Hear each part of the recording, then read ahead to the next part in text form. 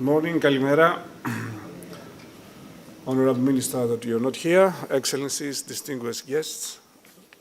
First of all, I would like to thank you for the invitation and the opportunity to give us to exchange some ideas on how we can cooperate in terms of tourist development. While waiting for the presentation, I have a few slides, more or less repeating some of the things already have been presented. As a general concept, we at SETE, we strongly believe in this type of partnerships, particularly when it's about partnership between private and public sector. It's not always easy to do it, and particularly it's not always easy to do it within a certain short term, which most of the time is the goal of ministries, because ministers want to produce and present work within their ministerial time, which is 2-3 years maximum.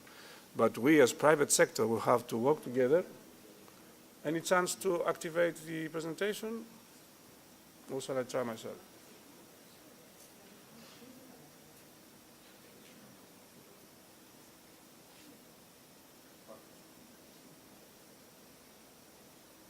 A few slides just to facilitate the narration. The quality of the noise is not because there's technical problems, simply my voice is a bit problematic today.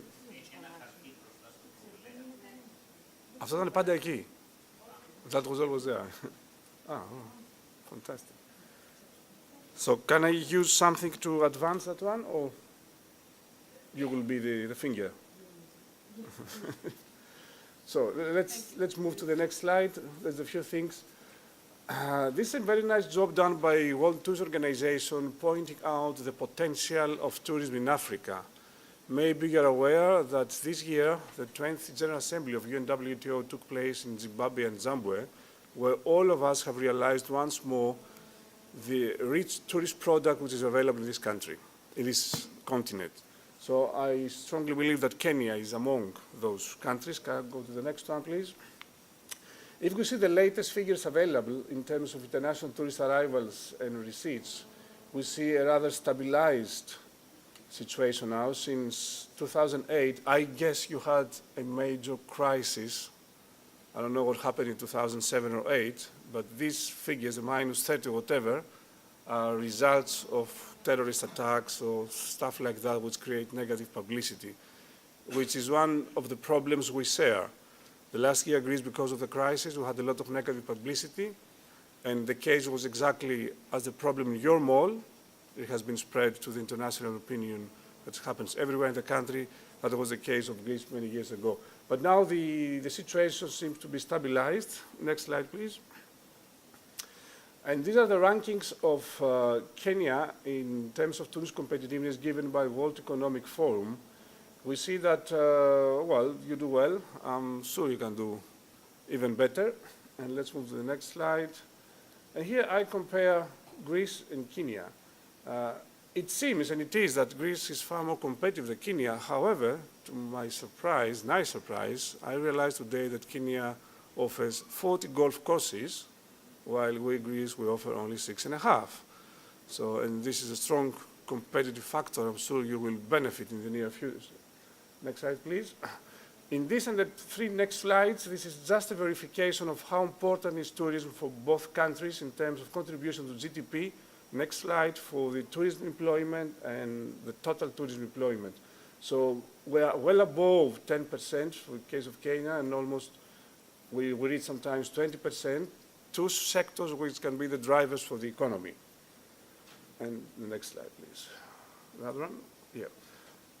As a coincidence, both countries joined UNWTO in 1975, and recently with Italian colleagues, we joined forces within the affiliate members of UNWTO. My friend Dr. Kenneth Obong is here, and I'm looking forward to him after. Next slide, a few things. Well, the population is impressive, at least 4 times Greece. Obviously, the average per capita is not that high for the moment. However, as the trends worldwide is to have an increased middle class, we expect sooner or later to see more Kenyans travel abroad, and we'll be happy to welcome them. I tried to find out how many Greeks travel to Kenya. Sorry, we don't have any figures available, and just because I guess the number is not that big. And the reason for this is the next slide. When I tried to find if there's a direct flight from Athens to Nairobi, I'm sure you have mentioned that yesterday and you have mentioned that before, it is not available. I remember a few years ago, this goes back to 1980, 85, there was a flight by Kenya Airways from Nairobi, Athens, and then continued to London.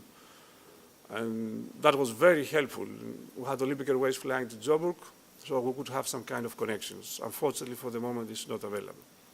Another thing which I should have put it there, and it came to my mind listening to your presentations, I see somehow a field of cooperation in terms of marathon races.